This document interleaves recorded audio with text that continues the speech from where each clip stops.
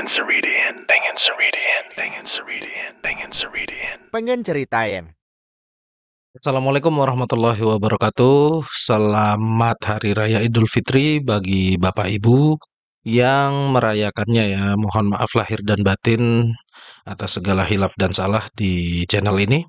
Baik, langsung saja di kesempatan kali ini kita akan memberikan sedikit gambaran bagaimana tentang membuat e-Bupot BPPU terkait dengan belanja barang, baik untuk barang yang ada faktur maupun yang tanpa faktur. Sehingga nantinya di sini ini terkait dengan PPh pasal 22. Oke, kita langsung saja.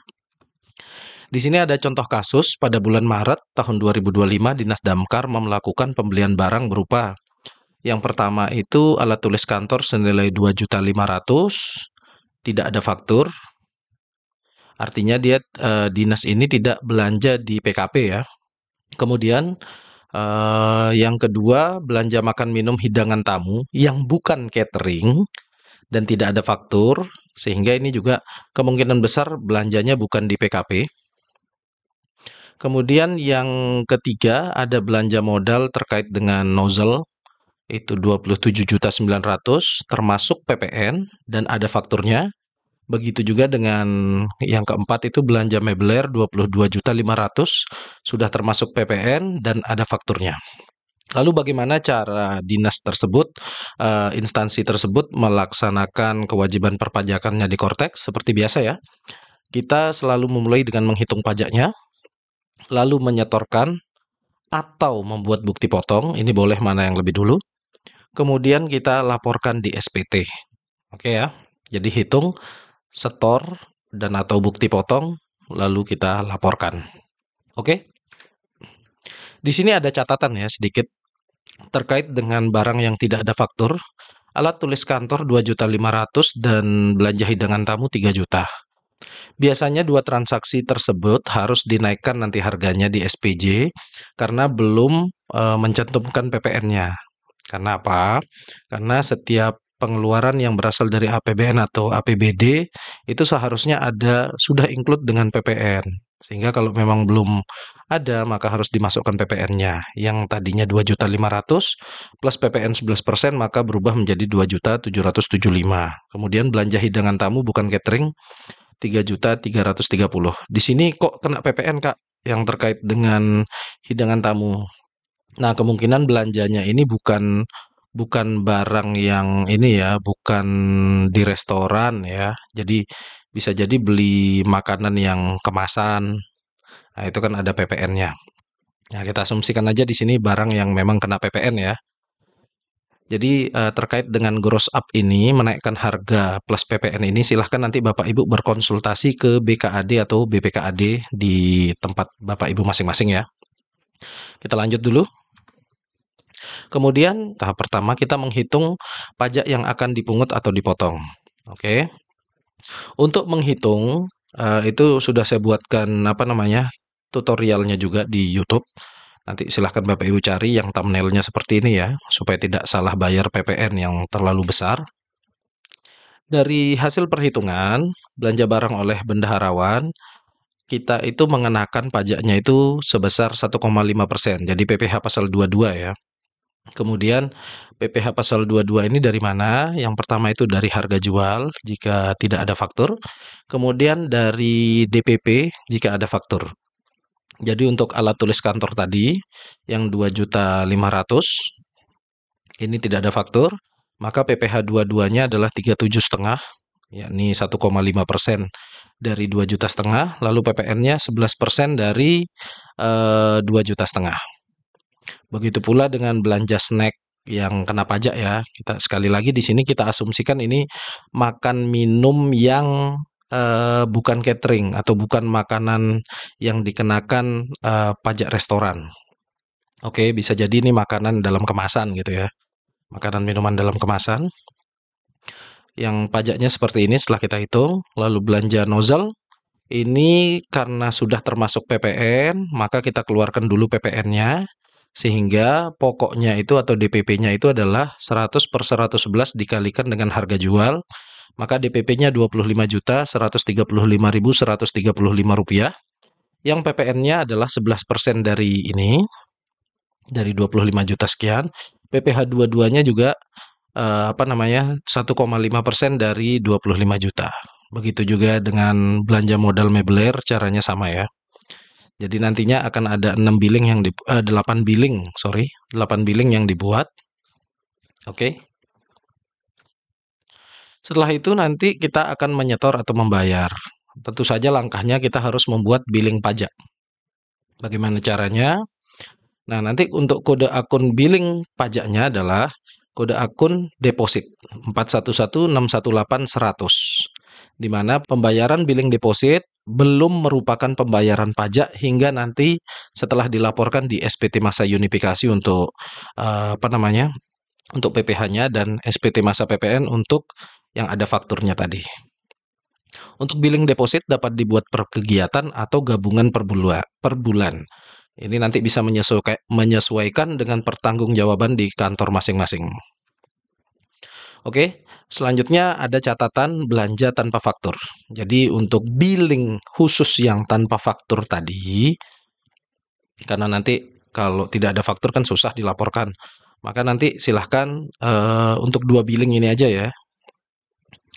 Untuk 2 billing ini nanti menggunakan kode akun pajak 4112111108, yakni PPN dalam negeri, pembayaran PPN tanggung jawab secara renteng. Jadi ini kemarin ada penegasan dari Direktorat Jenderal Perbendaharaan ya. Nah, nanti untuk terkait dengan yang ini, kalau Bapak Ibu masih bingung ya, silahkan berkonsultasi ke KPPN, ke KPP, atau ke KP2KP. Yang jelas untuk memungut PPN yang tidak ada fakturnya menggunakan kode akun yang ini. Oke.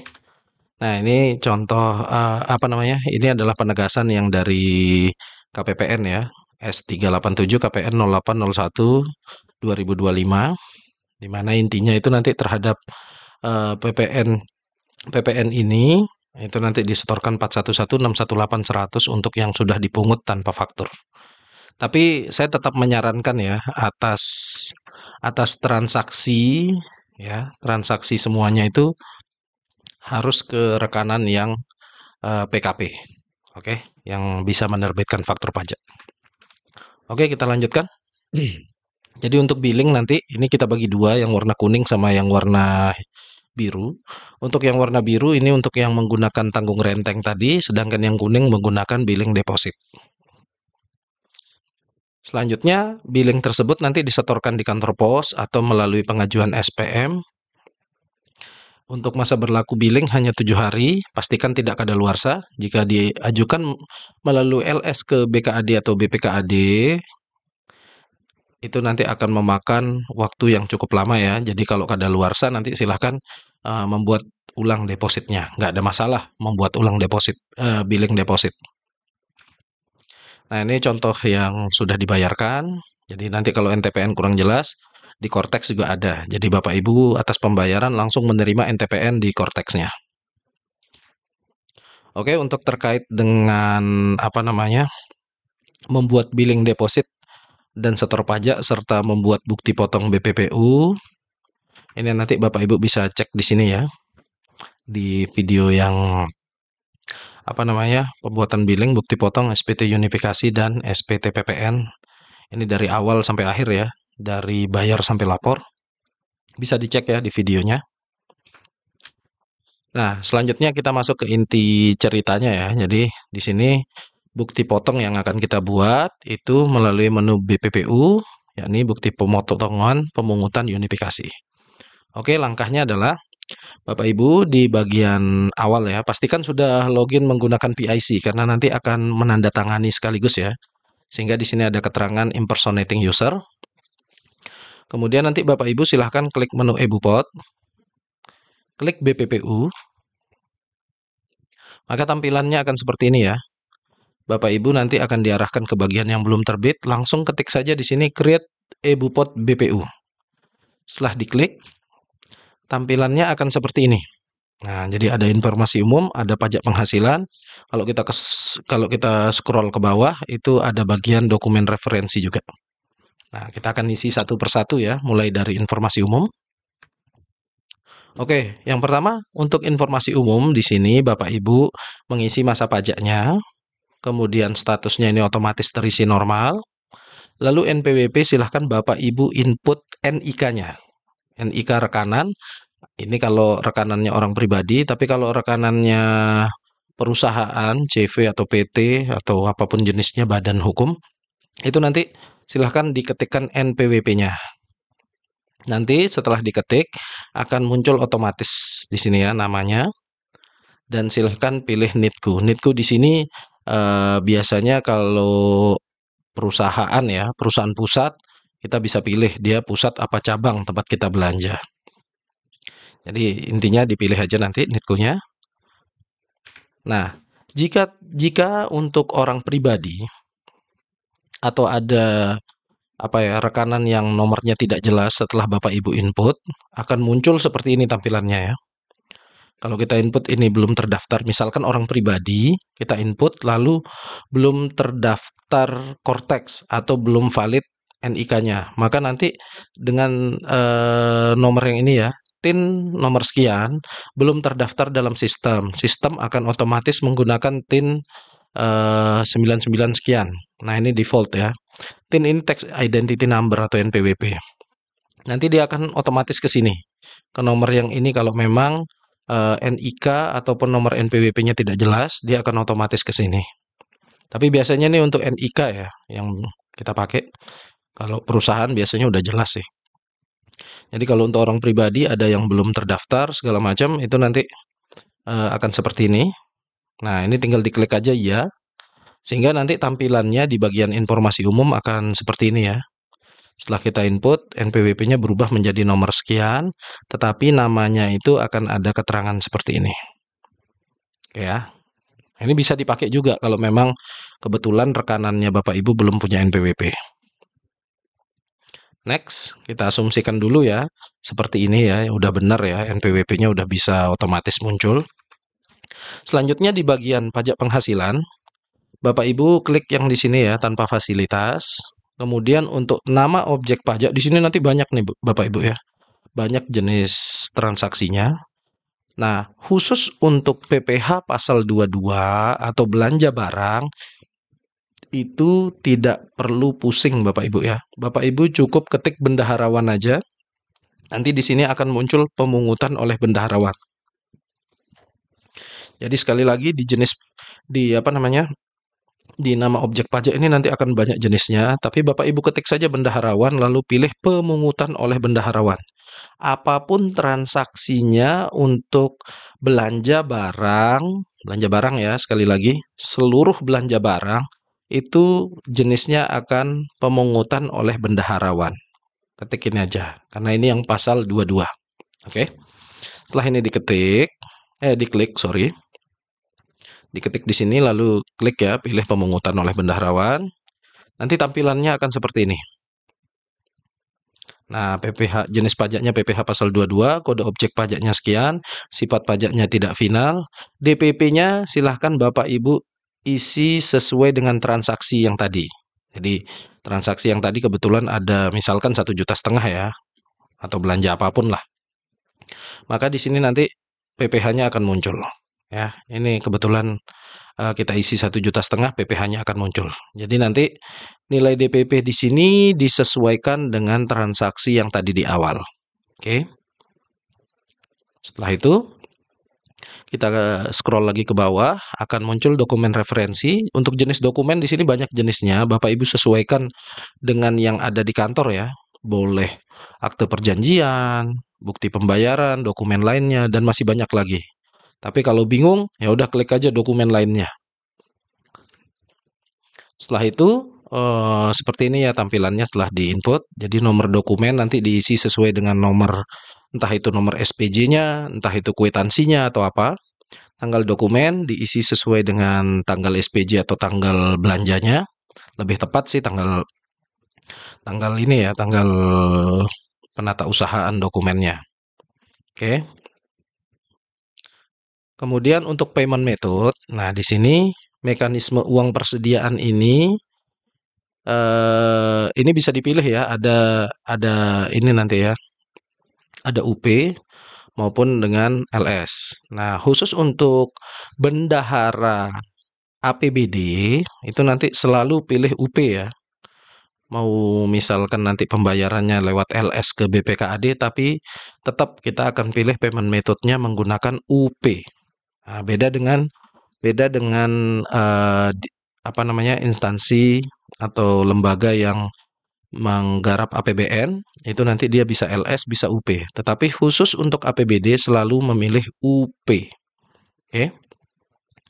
Nah, kemudian NITKU, ini nanti dipilih nama instansinya langsung ya. Habis itu kita submit save draft. Oke, Bapak Ibu, setelah kita submit save draft, nanti akan muncul keterangan sukses dan muncullah data-data yang yang sudah kita input. Kita asumsikan tadi dengan 4 transaksi kita udah input semua ya. Oke, nanti akan seperti ini tampilannya.